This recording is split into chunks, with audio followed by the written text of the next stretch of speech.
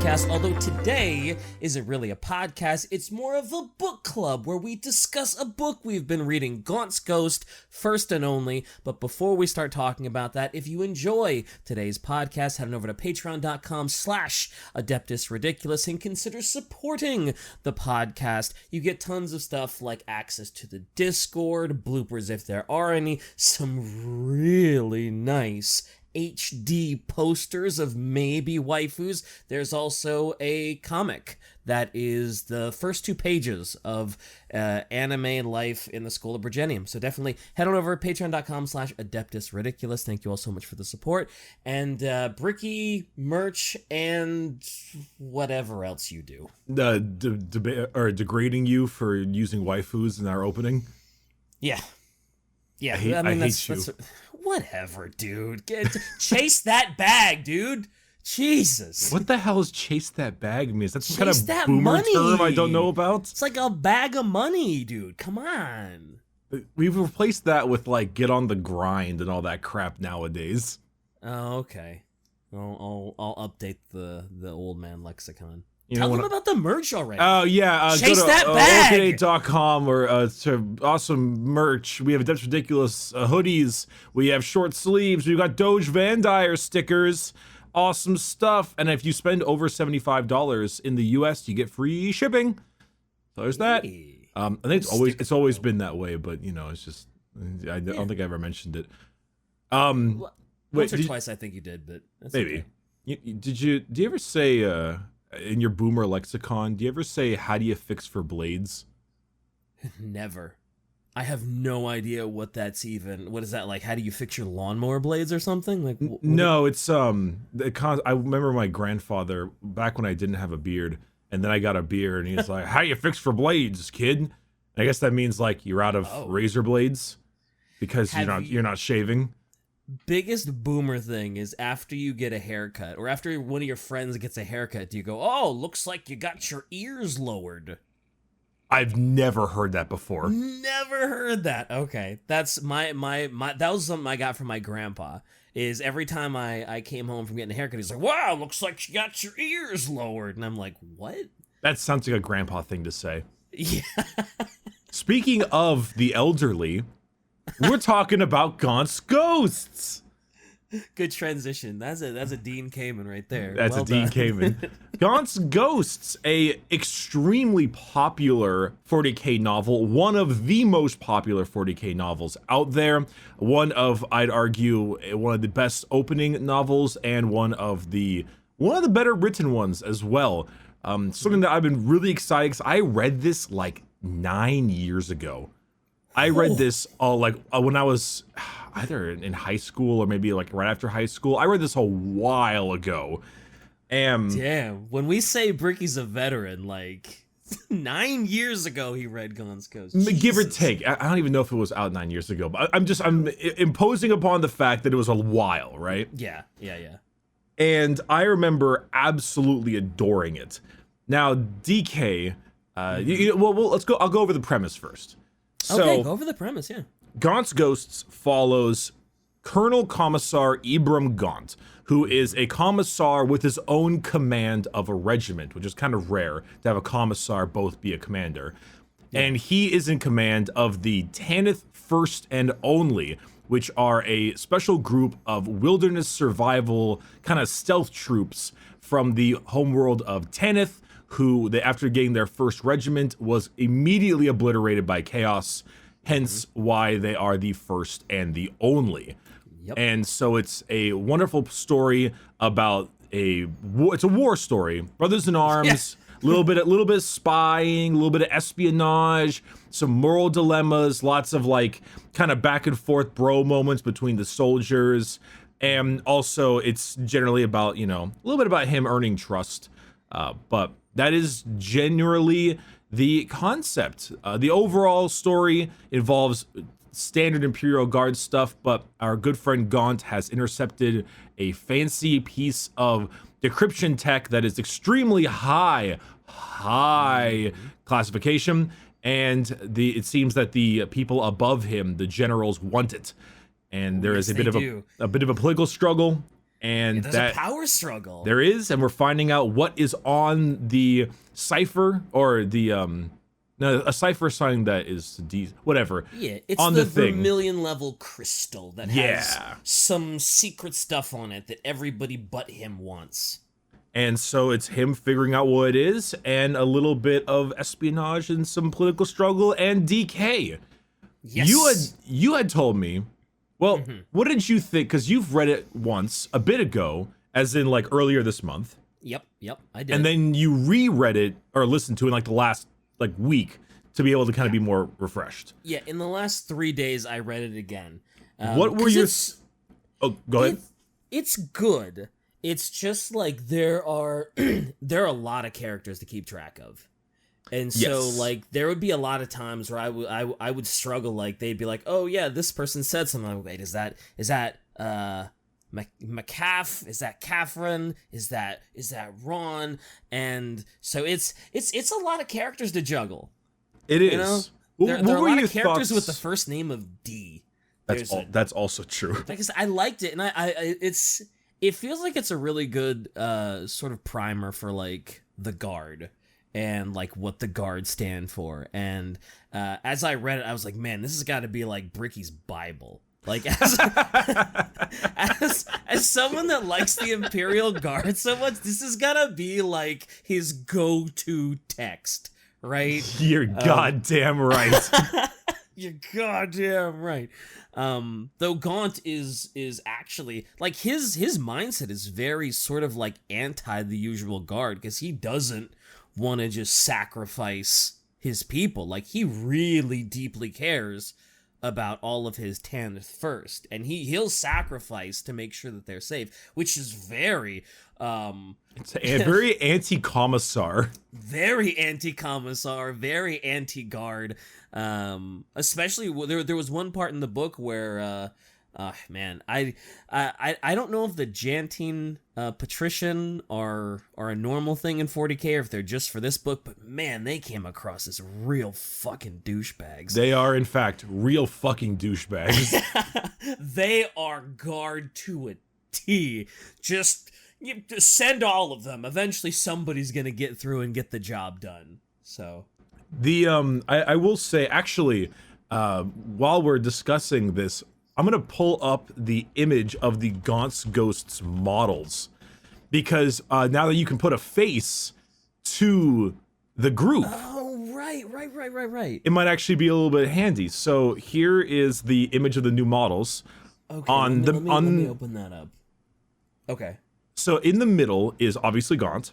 Right. On the far, we'll go from the left to right, actually. Far left is Scout Sergeant McCole. He wasn't in it a ton until the end when he was helping them traverse through the little facility. Well, we don't want to spoil too much. Yeah. To the right of him is Mad Larkin, the sniper. Yeah, the sniper, right? I got that from the sniper rifle, sure. To the right of him is Ron with the knife. Oh, that's Ron, huh? I don't know why, but I imagine Ron looking a lot more menacing and a lot bigger. Well, that would like be Bragg. Sized. Yeah, Bragg is. So Bragg was there. Bragg's on the right. That's an obvious one. There's his autocannon. And then the guy pointing next to Bragg is Colum Corbeck, the colonel. Right. Okay. So it gives a little bit better to be able to put a face to all of the names, and I think that actually made it a little bit easier when I reread it, because by being able to properly see all of them, it assisted me a lot more. Be like, oh yeah, okay, there's the people. Yeah. Which reminds me, here's an additional image. Gaunt, I think it's Ron on the left, then Larkin, and then Corbeck and Bragg on the right. That's definitely more what I imagined Ron to look like. The models like have arms kind of crossed and kind of like. The models kind of make it a little bit more of a little tougher to see, but sure. I think it was also difficult because on Audible, there wasn't a ton of differentiation between like their accents, unless it was like Bragg. Everybody else's voice, aside from Gaunt's, sounded real similar too. So they're all like super Scottish. Yeah. They are I feel like Scottish. If you had the book, and you were just flipping through pages, it might be a little easier, because obviously in your head you're going to give them like different voices, different accents and whatever, and you might be able to differentiate it a little easier. Yeah, I mean, Bragg was obvious because he talked in a really low voice. Yeah, he talked like a brute. He's kind of wonderful. He reminds me a lot of I didn't really watch Game of Thrones, but the Hodor guy. Oh, definitely. He's like the big dumb one, but everyone loves him. Yep. I love how his name is Try Again Bragg because he's such a shit shot. Such shit aim, and it doesn't hurt him too much. No, it's just kind of funny because he runs around a corner heaving an assault cannon, which is basically like a warthog gun, into like guardsmen, and he just misses. Like, how do you miss with that? Speaking of accents, I think it was Dursius.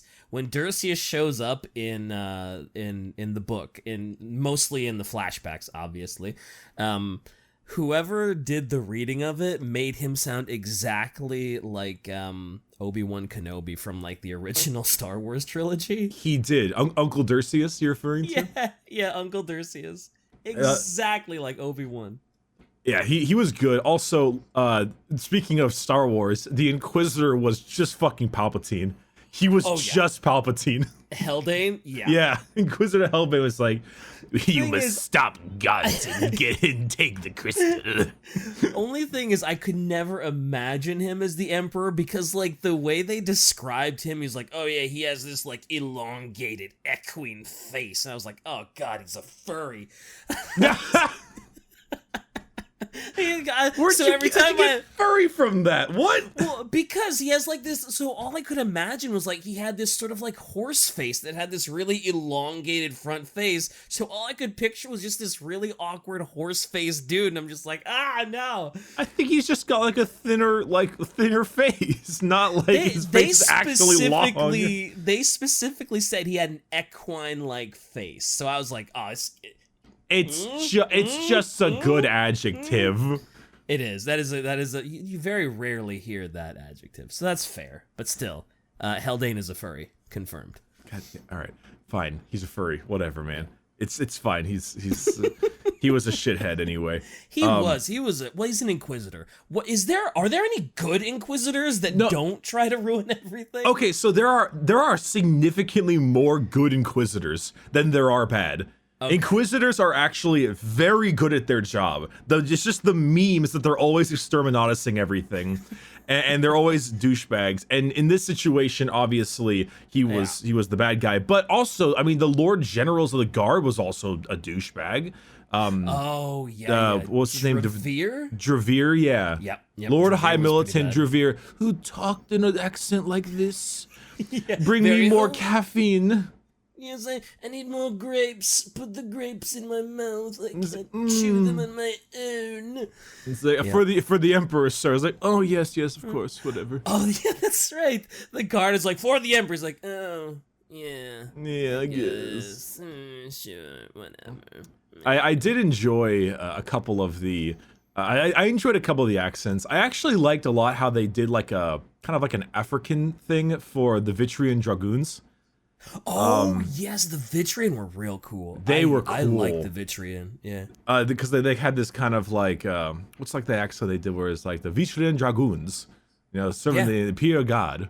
And it has that kind of thick accent to it. And I thought, and they were such bros. Oh, yeah.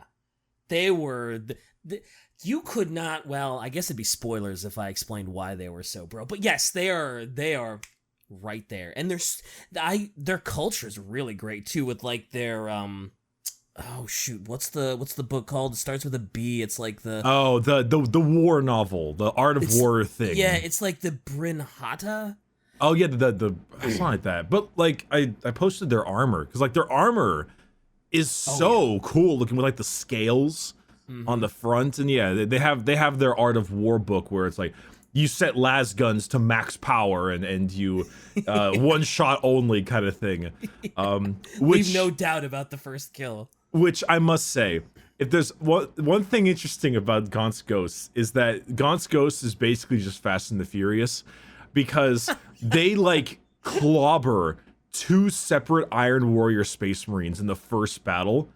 They do. And I wanted to talk about that, but yeah, go ahead. Yeah, so like reading Gaunt's Ghosts, I was like, oh yeah, guardsmen with enough of them can handle Space Marines.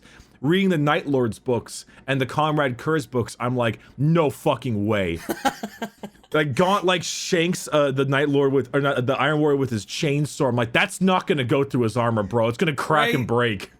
Like they took out 2 Iron, and granted, a couple people died from like the Iron Warrior, sure, but I was like, yo, that's a Chaos Space Marine, though. Like, yeah, I mean, he did there's kill no like way you he killed like guys are getting 15 guardsmen, but they like killed him with like 5 or so hotshot las rounds, and I'm like, yeah, I'm like, man, there's a reason they call those las guns like flashlights normally, right? I mean, yeah. I mean, they did like put them on full power, but even still, so, that's a Chaos Space Marine. That's not a Chaos Guardsman. That's not your everyday. What was it? The Shriven was the thing they were fighting. And not like a Shriven that has no armor. It's like, that's a fucking Space Marine. That's a traitor Space Marine. You can definitely appreciate the World War II vibes a lot more with when you read this book. Oh yeah. The whole first battle is just a trench war. Yep, the whole damn thing. Going through the trenches, trying to save Fortis Binary. Fortis Binary. That douchebag of the Jantine patricians with his Tyranid bioscar on his face. Oh, right. What's his name? Dursius, I think. No, it's Uncle Dursius, right? Yeah, that's Uncle Dursius. Yeah. What was his It, name? so the Jantine had Flens. It's Flens. That was his name. It was Flens. And then Brachus under Flens. You're right, Major Brachus and Colonel Flens, who has face flensed by a Tyranid. Oh, fuck both of them. God. They were real shitheads. Though yeah. I gotta say the overall like structure of the book I think would make a great miniseries because it does like setups and payoffs very well, but because there's 4 major ways or 4 major avenues or like locations that the book runs. It's the opening fight on Fortis Binary. And then you've got Shore Leave, which was which was actually really fun. Yeah, it was. I really like that one where they're fucking over the locals for booze and porno mags, so they can sell them to their own men to make a profit. and then you had the ship on the ship heading to the next area. Yeah, the Absalom, I think it was called. I forget the name of the ship, but whatever it was called. And then you had the final fight on. Remind me of the name of the planet? Menezoid Epsilon. That's the one.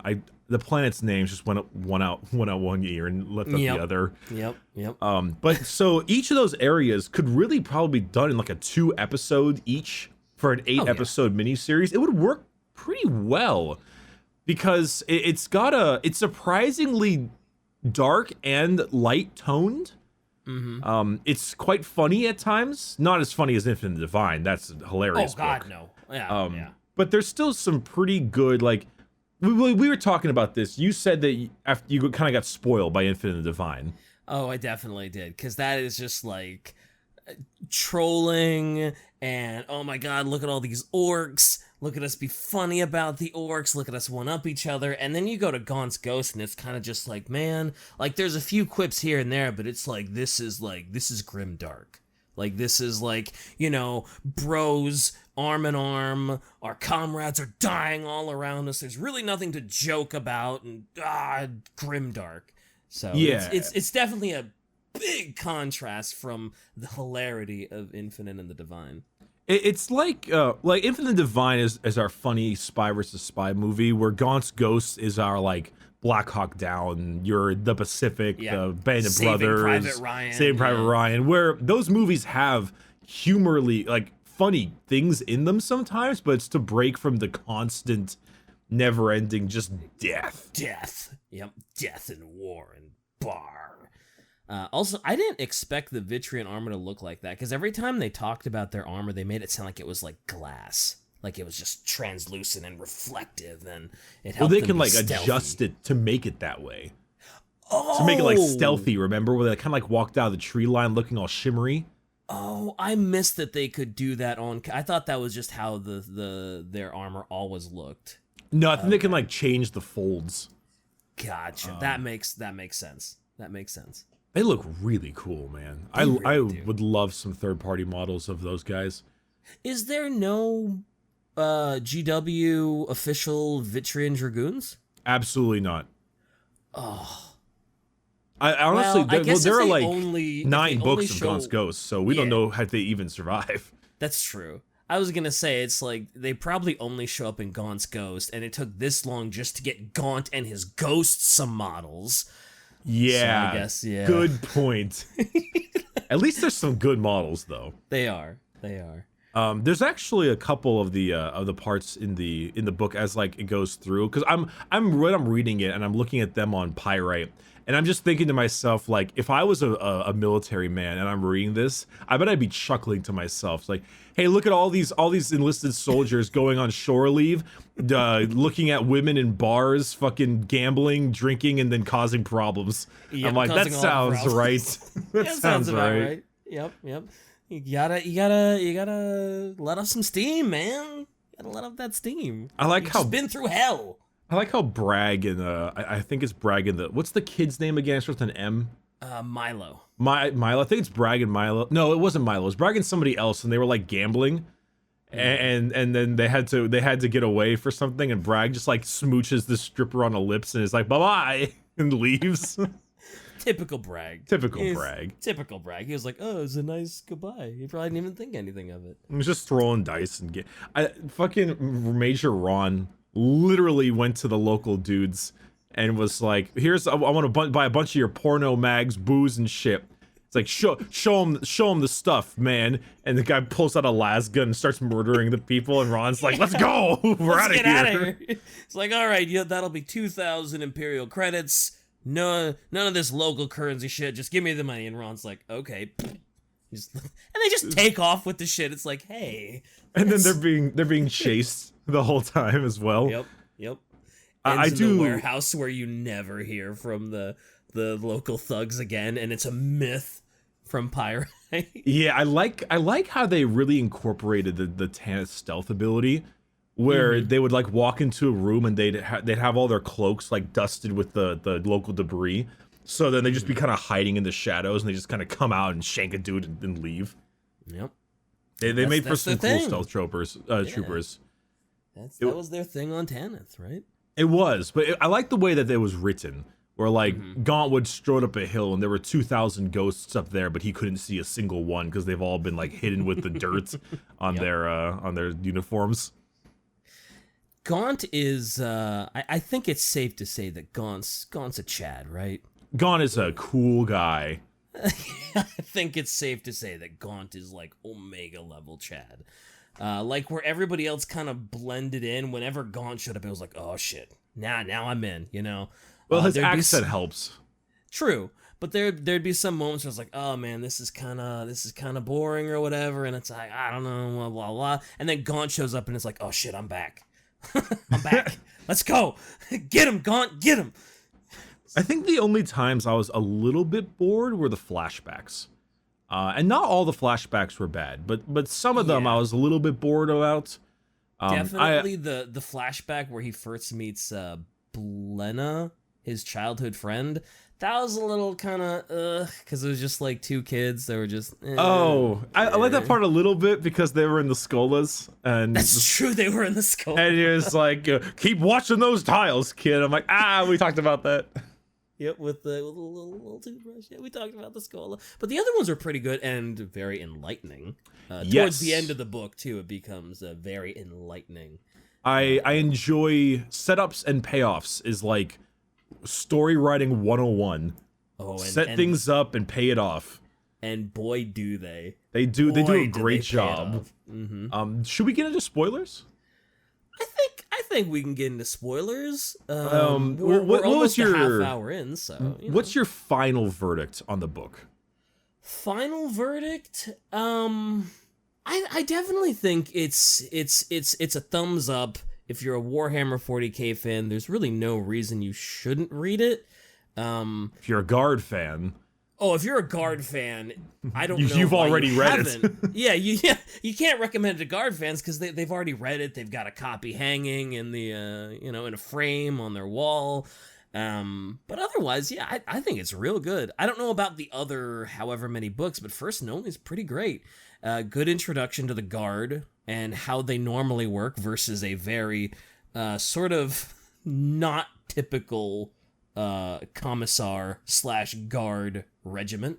But yeah, this is really good. I'm sold, but I don't know. I feel like it's another one of those books where you can't just be like, oh yeah, I've heard nothing of 40K ever, and now I'm going to jump into Gaunt's Ghost. You might be a That's little fair. confused. You should need a little bit more passing knowledge. I think it's a little easier on the most people because you can just kind of imagine it as like a World War II in space. And you can kind of work with it. I think the reason I like to recommend this book so much is because I'm a Guard simp, but also it's got a lot. Well, besides the Necrons and Infinite Divine, that's like an outlier.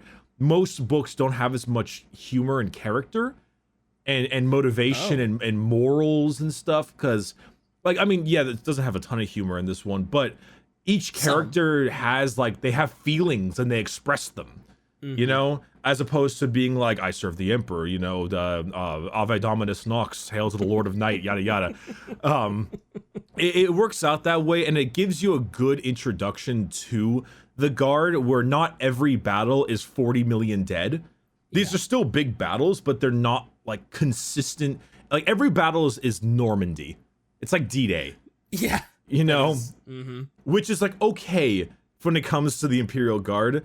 But it also it's a book that you can follow regardless, like the motivations of people. There's like a nice little secret espionage thing to it.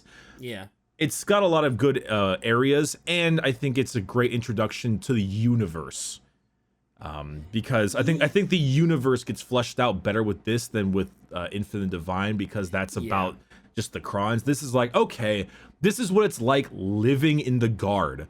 Hell, this is even like what it's like being a civilian sometimes, because they talk about, you know, crew on pyrites and stuff. Like, it's a good, like, this is the world you're being a part of. Yeah, it's a good branching off point to be like, oh, this is what's in 40K. Now I'm gonna go learn about other Guard or learn about the Empire or the Imperium, and yeah. That's solid. That's solid. Yeah. All right, so good recommendations for both of us. Yeah. Let's talk about spoilers. Spoilers. Where to begin with the spoilers? Though? Well, is there anything that you'd really like to mention? As far as spoilers are concerned, the big payoff of oh no, Flens doesn't get his face blown off by the Bar Brown, does he? Or does? Oh no, that's Farid. Yeah, that gets his face blown off. The great twist that Farid was actually the pawn and not Ron. Yep. When we kept thinking that the Inquisitor got his filthy horse face into Ron's psyche, and in reality it was actually Farid. So when Ron fucking blows his torso into two. Yeah, because all you know is like Haldane says like, oh yeah, my pawn is at his side. So it's like the dark side. So you could think it was Ron, and it was like, oh, maybe it's Ron, and I don't know. I wasn't super. I kind of the whole time I kind of knew it was Farid. Only because Ron kept on being like, get out of my head, get out of my head. True. And so I think that was the obvious misdirection. Yeah, but it was just like Gaunt had been so suspicious of Farid, and he was like, "Oh, why don't I trust Farid? Oh, he's my friend, or at least I thought he was my friend. Why don't I trust him? I should trust him, but I don't." And I'm like, yeah, they mentioned it. Kind of sus. Get out of my head! Get out of my head! Yeah. They did mention it a couple times where they were looking at Farid and like, I feel like I should be trusting him, but I'm not. Why aren't I? This is Farid, my buddy. What the heck? My boy. We're friends. Yeah. Which did give it away a little bit, but I think they tried to go with that tactical misdirection that Ron was also being like, get out of my head, among us, Zeus imposter. See, for me, I thought Ron was eventually gonna like succumb to it and actually attack Gaunt. Because, like, Ron and Gaunt aren't exactly best buds. Like, they... No, Ron hates him. Yeah, they kind of tolerate each other, and Ron will listen to Gaunt, but they kept alluding, like, oh yeah, at some point, there's gonna be a reckoning, and either Ron is gonna kill Gaunt, or Gaunt is gonna kill Ron, and Ron has maybe tried before. And I was like, yo, if Haldane gets his grimy little horse paws in Ron's head and just maybe tweaks his desire to like go after Gaunt and kill him, maybe like I was like, oh yeah, after he kills Farad, maybe he'll like turn it on Gaunt and they'll have to like duke it out, and somehow they'll have to save Ron from the grip of Haldane or something. But I must say, how satisfying was it when Mad Larkin sinks a bullet into Hellbane's throat? It was so nice. So satisfying. The only bad thing is he survived it. I mean, well, he was dying, but survived, air quotes. But yeah, that was very satisfying because fuck Haldane, fuck Dravir. Yes, my grapes. Yeah, my grapes. Yes, indeed. It's actually interesting. They don't talk. So apparently the next couple books really solidify the main cast as the main cast. So it's a little bit less of that problem of like trying to remember who's who. Yeah. But I really like how they there's apparently just a short story where Larkin is sent to a sniper post and it's like a big angel statue behind him that like talks to him. Oh. And he's like, if your friends are really your friends, why they keep sending you out here alone? And he's like, shut up. Jeez. And so that's why he's mad Larkin, because he's a little unhinged. Yeah, just a little bit, a little unhinged. He's a little unhinged. Speaking of unhinged, I think Gaunt's ghost has made me realize why the Imperium and most people just are a little uneasy around psychers. Yeah, witches are like, we keep talking about psychers, like, oh, just psychers. Like, no, psychers being around make you uncomfortable. Yeah, because, like, in my head, when I think psychers, I'm like, okay, that's a normal, well-adjusted person. They just have, like, magic powers. Nope. Nope. Those are the Inquisitors that are well-adjusted. There are plenty of just witches that are like, oh my god. Yeah. When at the beginning of the book on Darandara, and then at the end of the book with the witch, where he like interviews her and they're like face to face for a while, I was like, oh god. No, oh, and she starts doing exorcist shit and like crawling on the ceiling and crap. Yeah. You're like, oh my god. I was like, this is why they don't like psychers. Oh my fucking god. Yeah, I get it now. Granted, that was one of the best voice acting parts of the book. The guy did a great job speaking like a devil. Oh, it was so good. He nailed it. He killed that. But psychers are hated. They're witches. They're frightening. Yeah. I get why now. No, because before I was like, oh, they're just mages, basically. And it's like, oh, I don't know why everybody hates psychers. And now I'm just like, oh, God, burn it. Kill them all with fire. Yep. Oh, shit. Now you know why the Sisters of Battle hate witches so much. Yeah. Or why anybody hates witches. Good God. I like, I think a couple, oh, dude, the opening with the drums. Oh, the drums. That was so cool. And it was a scare tactic. The drums didn't even really do anything. It was just a scare tactic to draw them out and get them to go after the drums, so they would give away their position. Well, and the Shriven could just bombard them, right? That dude did turn to chaos. That dude did have his mind screwed up, and he like shot the dude in the head with the las gun, and then he turned into like a giant, like creepy demon. That's true. Was that specifically the drums that did that? Well, he had like a weird amulet thing, I think, on him, which was, I think, slowly turning him, and then all the drums beat at one time, and that's when the other guy died. That's true. He had a bit of like shrapnel from like one of the statues that something like that. Korbeck blew up. It was either, I think it was Korbeck might have blown up a statue because he was like, fuck this chaos shit. And then he blew up the statue and a piece of shrapnel got like caught in his neck. And I think he was like, oh my god, this is my fault because I fucking blew up the statue like an angry rager. And then, oh my fucking god, everybody loved him. What was his name? Drail? Oh, who? The one that turned into the big fucking Oh, chaos I don't skeleton know. monster. He was just a random soldier. I don't remember. They All I made know it is sound like into he was like the comic relief. He's the one that held everybody's morale in check, and everybody loved him. And no, that's different. That dude in the beginning who turned was like crazy guy, and he died. And it was sad and all, but no, it was the guy who got blinded at the end. That was the nice guy. Remember, because he was the dude who decided to do, like, the sweeper in the Egyptian tomb dealio. Right, Doman. Dude, I only care about the 6 ones from the fucking model box and like Milo. That's all I give a shit about. I was actually shocked that Doman survived. Oh shit, that's right. Did he? Yeah, he survived all that. Like, he loses his eyes, and then the doctor's like to Gaunt, like, yeah, this fucker's dead. Like, unless I get him to a hospital now, this motherfucker's dead. I think I forgot about that because he had to go back for the doctor because stupid fucking Flens, which twist, Uncle Dursius was Flens' father. Yep. And they had to have their duel. Killed Dursius' father because Dursius left Gaunt's father to die on Kentor. Oh yeah, on planet whatever, I don't care. Yeah. The names don't matter, but he left. He showed extreme cowardice, left Gaunt's father to the orcs, and you don't do that in the Guard. No. That's a big no. And as a commissar, it is his right to punish deserters.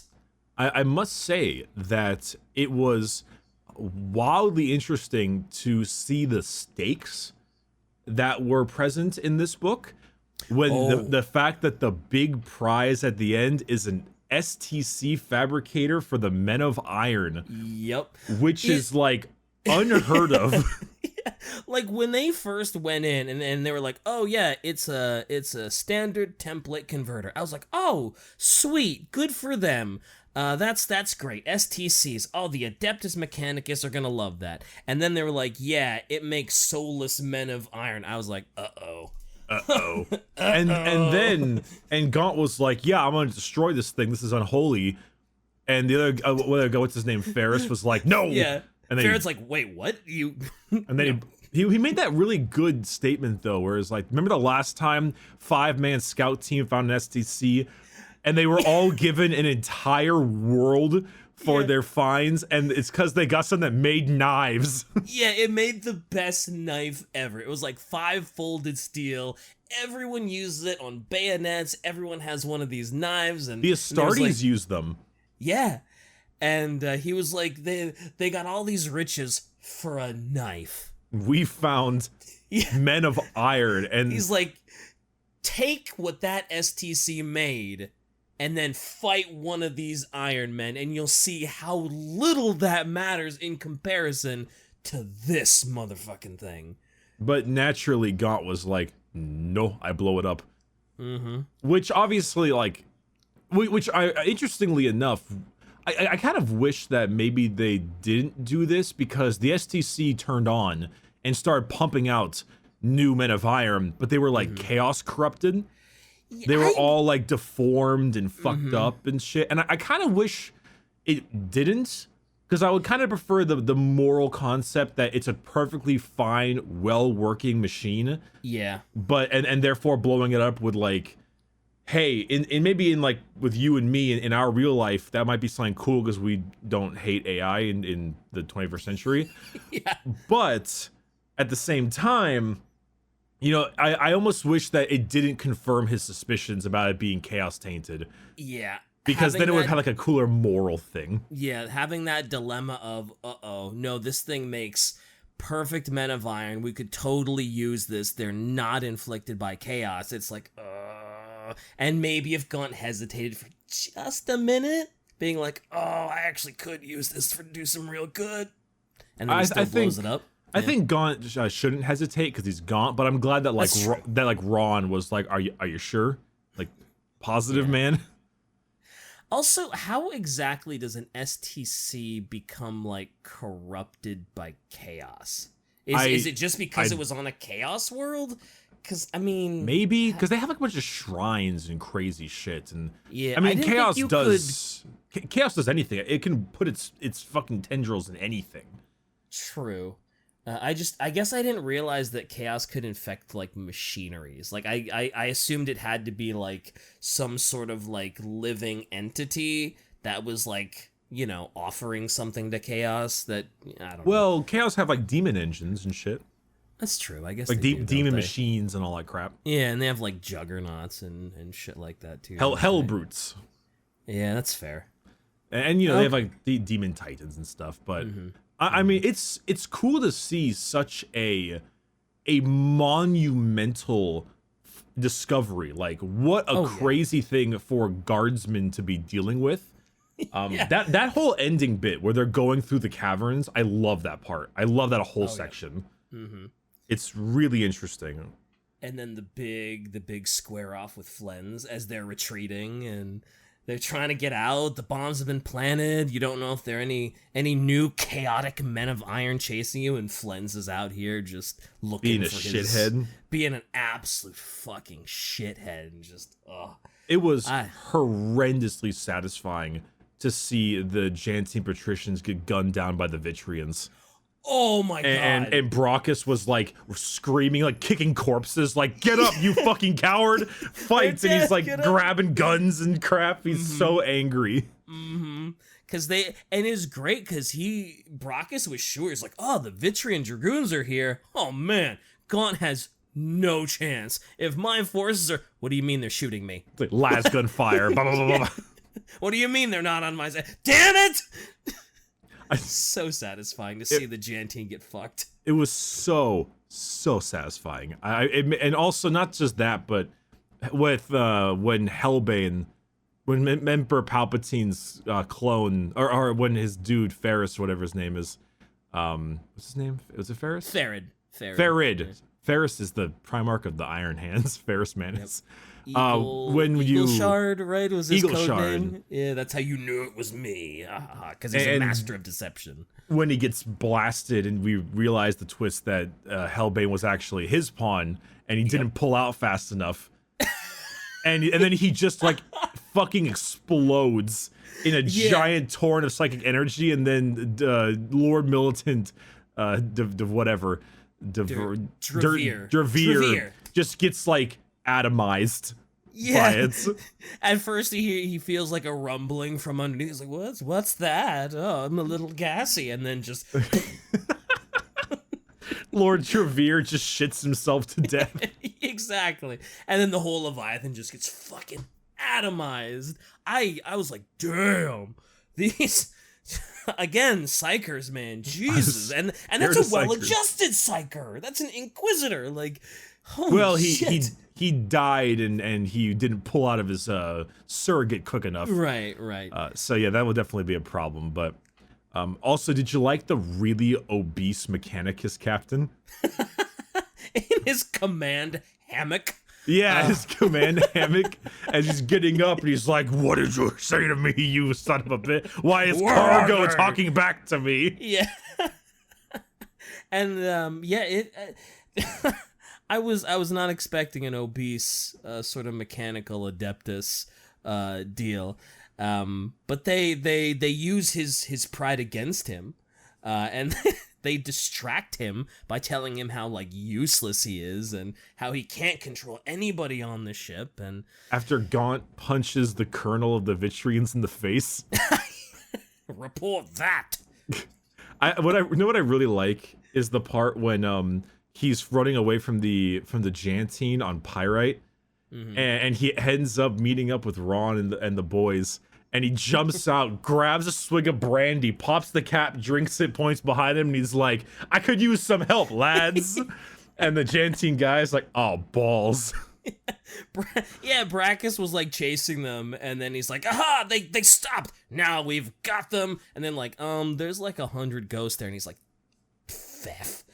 Fucking Jesus." No, he says balls because he doesn't say. Oh, that's right. He Feth. does say balls. That's right. That's the Tanith thing. Is the Feth, sacred Feth. Yeah, they just replace fuck with Feth. Mother Pfeffer. It sounds wrong. Mother Pfeffer. Saying it like whenever you heard in the beginning of the book when they said Feth, it kind of threw you off a little bit. But the more they said it, the more you kind of appreciated it. Yep. It was also cool. I specifically liked at the end when he's interviewing the witch, and he's very confused about how she knows stuff, and then I forget what she says, but he's like, "Oh, what the f is that?" And she's like, "What's a f?" And he's like, forget it. No, he doesn't know why he said it. Yeah, he's just because he's never, because this is before the ghosts, and so he's like, "Sacred Feth, let me out of here." He's like, "Feth, why the fuck did I say that? What the fuck does that mean?" What's a f? It's the whole witch part. I would normally feel would be tacked on, but I think they did it just enough. Like she started explaining his father thing, and the book just ends. And I was like, "That's good. That's all you needed. Good job." You just needed that confirmation that the witch did indeed give him all the information. At the very beginning, he has all the information. He did get it from the witch, and her prophecies rung true to the last. And it was very nice. This book makes you want people to party. It makes you want the Tanith to go out to shore leave and drink for their victories, because it's so hard fought and rough that at the end of the book, the little flashback of them partying, and then he's like eating a giant fruit and stuff and drinking brandy, and you're kind of like, this is nice. This makes me happy. Yeah, I pictured it as a watermelon, whatever that fruit was. I don't know if it actually was. It was some alien or some other planet fruit, whatever the hell. Yeah, they were like, "Oh yeah, it's cool and sweet, and we gotta spit out the seeds." I was like, "Look, you might pretend like that's alien fruit, but that's a fucking watermelon, and you know it." Could be like a mango or like a papaya. Or, I don't know. Well, whatever. I guess it could be. It's a fucking watermelon. It's all big cherry. A really big cherry. This is a giant cherry. It cracks it open. That's fair. Okay, cool. But Gaunt's Ghosts. Gaunt's Ghost. Were you a little bit bigger on it after your second listen? Much more so on the second listen. Because, like, the first listen, I was like, I got the gist of it, but I needs a second read. And once the second read happened, I was like, okay, now I got it. Now I understand. Good. I could differentiate the characters a little easier, and yeah, it made a lot more sense the second time through. Did you like the fact that the young kid Milo literally had bagpipes? That's right, I forgot. He had actual bagpipes. Yeah, and in the trenches, he was like, "Oh, I think this is a good time for some tunes," and he just starts blowing the bagpipes, and then Bragg starts singing along as he's murdering people, and it's just, "Oh, let's all have a nice song and dance while we're fighting off chaos in these fucking muddy, decrepit trenches." Bragg's just like, "Oi, get down!" And he pulls out a fucking rocket launcher with one arm. It's like, woo! Hooray! Jesus. But in that case, obviously, you said you like it. It's not your favorite, but you liked it. I think it's the greatest thing ever, but because I'm a guard simp. Now, here's a question then, DK. Okay. Because we need to read a new book. Ooh, we do need a new book, don't we? I was going to ask what the next thing is. I know what my options are. Okay. Now, but I'm going to ask you. Do you want something a bit more lighthearted, Infinite and the Divine style? Or do you want something a little bit more darker, a little more 40k grimdarky? Ooh, man. That's tough. I almost want... let's go grimdark. Let's go dark. Let's really 40k this shit up. And then we can, like, go lighthearted and sort of just palate cleanse. Because Gaunt's Ghost wasn't super grimdark. It was, there was a lot of hope at the end of it, a lot of celebration, a lot of, hard-fought victories. So, yeah, let's grim fucking dark it down. Good. I'm glad you said that. I'm going to force everybody to enjoy the Night Lords like I do now. Yes! Are we doing the Night Lord books? I would like to do the first of the Night Lord books, of the Night Lord Omnibus. I guess I could recommend the entire thing, but there's so much. And I want to respect people's time. So we'll do the first book of the Night Lords trilogy of Talus Valcorin, of First Claw, 10th Company, 8th Legion. It is called Soul Hunter. Soul Hunter. Soul Hunter, the story of First Claw, of our good men's Talos, Zarl, Mercutium, Syrian, and Uzas. Oh, And we will have the Soul Hunter be the next book in the book club. I'm actually super hype about that because like these are the books that like made you actually want a Night Lord's army, right? And you've been talking about these books for a while, so I'm like, I have. I honestly, part of me wants to recommend all of them because I think the first book is incredible and it's the worst. Okay. I think the second book is the best and the third is better than the first. So they're really good. But throat cloths, let's go. they're long books, they're like 12 hours. So they're pretty long each.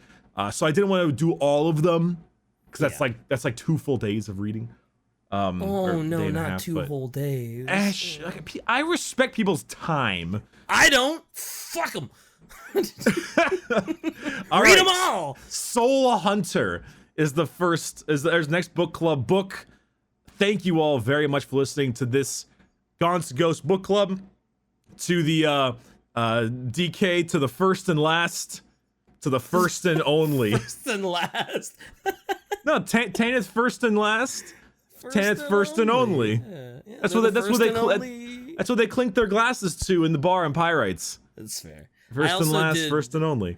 I also did like I don't remember if it was the witch or whoever said it, but they were like, "Oh yeah, you're your father's only son. You're the first and only child he had." And I was like, "Oh, that's a different spin on the title instead of just like it being about the regiment and them being the first and only from Tanith. It's like, oh, Gaun is the first and only child of his father." Mm-hmm. And he's probably the only one in his bloodline, considering he's orphan and all that. But for all of you, my name has been Bricky. Thank you so much for listening. You can find me Bricky everywhere. DK, where can they find you? DK Diamantes everywhere that matters. Yeah, Twitter, Twitch, YouTube. Don't talk about Instagram. Obviously, our fantastic editor and Overlord Supreme, Shy. You can find her quite shy, quite shallow. We will see you soon for the next. Well, we'll see you next month for next book club, but you'll see another episode of That's Ridiculous soon. Soon. Scotland forever.